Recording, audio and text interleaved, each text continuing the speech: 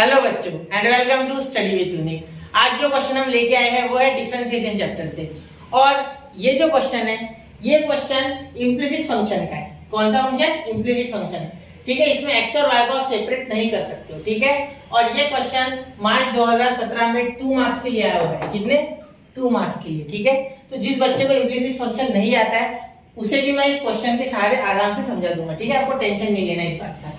ठीक है, तो देखिए डीवाई बाई डीएक्स आपको फाइंड करना है। आपको दिया गया है x sin y plus y sin x is equal to 0। ठीक है, तो आपको एक बेसिक चीज इसके लिए आना चाहिए जिसे कहते हैं प्रोडक्ट रूल। ठीक है, अगर आपको प्रोडक्ट रूल आता है तो क्वेश्चन एकदम इजी है। ठीक है, चलिए प्रोडक्ट रूल मैं साइड में रेड पेन से लिख लेता हूँ। ठीक है, चलिए प्रोडक्ट रूल लिखते हैं।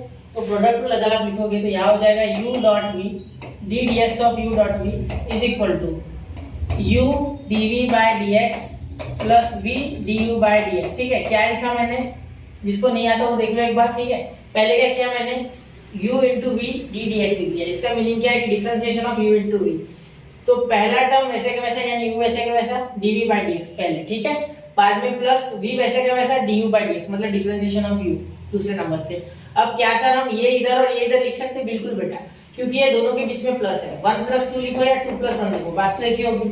तो ये प्लस होने के कारण इधर से उधर आराम से जा सकता है। ठीक है, चलिए तो यहाँ सबसे पहले तो डिफरेंशिएशन शुरू कर देना डायरेक्ट। ठीक है, कोई सेपरेशन की जरूरत नहीं है। Differentiation with respect to x। एक मिनट मैं कलर बदल लूं। ठीक है, चलिए ये रेड में रहता है। ठीक है, कोई दिक्कत नहीं है। अब इसे देखो क्या हो जाएगा। यहाँ D dx of x sin मैं पूरा लिख रहा हूँ। ठीक है, जो बच्चा पहली बार देख रहा है अगर उसे समझ में नहीं आया तो इसलिए मैं पूरा लिख रहा हूँ। ठीक है, D dx of x into sine y plus D dx of y into sine x। ठीक है, इज इक्वल टू 0। अब मैं थोड़ा सा डायरेक्ट करने जा रहा हूँ। देखो ये u है मेरा, ये v है, ये मेरा v है और ये u है। ठीक है, चलो तुम हटाओ इसे। इतना समझ गए होंगे, नहीं समझा तो एक बार रिवाइंड करके देखना। क्या u क्या v बोला मैंने? एक टर्म u ले लो, एक v ले लो, एक टर्म u ले लो, एक v ले लो। ठीक है, चलो तो अब देखो यहाँ क्या हो जाएगा। u वैसे का वैसा। देखो उधर देखो, आप इधर ऑब्जर्व करो, मैं इधर बोलूंगा। ठीक है, ये u है तो x वैसे का वैसा d dx of sine D dx of sine. आपके लिए स्क्रीन इतनी सी आप 2 मिनट में देख सकते हो अगर आप मोबाइल पे देख रहे हो तो। ठीक है, प्लस यहाँ ध्यान देना, यहाँ नहीं, यही अभी चालू है, इसका ही सॉल्यूशन कितना बड़ा आएगा। देखो पहले u वैसे का वैसा dv बाय dx मतलब ये डिफरेंशिएट हो गया। अब ये वैसे का वैसा रहेगा। देखो आप v वैसे का वैसा बाद में, तो v यानी sin y वैसे का वैसा। ठीक है, d dx बाय dx क्योंकि ये x है तो d dx ऑफ x तो dx बाय dx ही हो गया। ठीक है, बीच में प्लस। अब ये जो है ना इसका ये इतना है। ठीक है, तो ये मैंने आपको सिर्फ नोट करने के लिए बताया, इस ब्रैकेट की कोई आवश्यकता नहीं है। अब यहाँ ये u है ये v है। ठीक है, चलिए तो y वैसे का वैसा d dx of sin x। अब समझ गए होंगे आप, थोड़ा स्पीड से लिखता हूँ। ठीक है, प्लस sin x वैसे का वैसा यहाँ हो जाएगा dy by dx is equal to 0। तो यहाँ dy बाय dx बेटा देखो बीच में आ गया। ठीक है, तो हमें यहीं से dy बाय dx मिलेगा। क्लियर? कोई दिक्कत नहीं। अभी यहाँ भी मिलने वाला है। देखो x वैसे का वैसा d dx of sin y तो यहाँ हो जाएगा बेटा cos y into dy by dx। ठीक है, क्यों हुआ बताऊंगा, 2 मिनट रुक जाओ। यहाँ sin y वैसे का वैसा क्योंकि ये बाहर है और dx बाय dx ये तो कैंसिल होके 1 आ जाएगा क्योंकि d dx ऑफ x 1 आता है। ठीक है, उसी को उसी के साथ डिफरेंशिएट करोगे वेरिएबल को तो वो 1 ही आएगा ना। ठीक है, plus y d dx of x d dx of sin x तो y इंटू cos x हो जाएगा क्योंकि d dx of sin x cos x। ठीक है, plus sin x dy by dx ये वैसे का वैसा। ठीक है, dy by dx is equal to 0। ठीक है, अब ये बहुत ही इंपॉर्टेंट स्टेप बन चुकी है। ठीक है, अब यहाँ आपको क्या करना होता है, ये dy वाले टर्म्स एक साइड और बिना dy वाले टर्म्स एक साइड। ठीक है, ये करना होता है। एक मिनट से थोड़ा नीचे ले लूं मैं।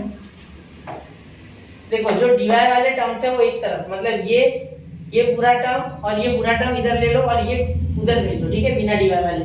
अब मैं आपको एक्सप्लेन करने वाला था कि यहाँ d dx of sin y मैंने क्यों cos y dy by dx लिखा, मतलब d dx of sin y तो cos y। ठीक है, ये तो आप समझ गए क्योंकि d dx of sin x तो होता ही है cos x। ठीक है, लेकिन बच्चों का सवाल होता है कि आपने यहाँ जब y लिया d dx of sin y ले लिया तो आपने cos y into dy by dx क्यों लिखा। देखो बेटा d dx ऑफ, मैं बता रहा हूँ ध्यान से देखना, d dx of sin x is equal to cos x होता है। ठीक है, फिर अब ये तो इस sin का डिफरेंशिएशन cos आया ना, ये x का क्या हुआ, तो x का dx by dx हम ले सकते, लेकिन यहाँ आपको पता है dx by dx 1 होता है, लेकिन जब यहाँ y आ जाएगा y, तो यहाँ y आएगा, यहाँ भी dy by dy, तो dy by dx कैसे कैंसिल होगा बेटा, dy by dx नहीं कैंसिल होता, इसलिए हमने उसे वैसे ही रहने दिया। ठीक है, ये होता है चेन रूल। क्या होता है ये चेन रूल? मैं बता सकता था कि चेन रूल के हिसाब से दिया, लेकिन वहाँ मुझे फील नहीं आता।